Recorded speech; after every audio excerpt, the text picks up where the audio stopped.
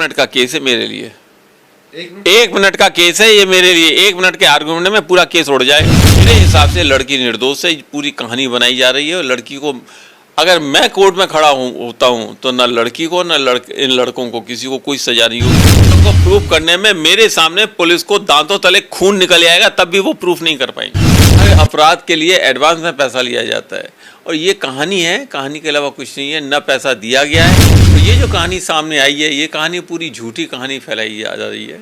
क्या कहानी झूठी? ये पूरी कहानी झूठी है। लड़की पूरी तरह से निर्दोष है। लड़की को बलि का बकरा बना करके पुलिस उस पूरे केस को क्लोज अप करना चाहती है।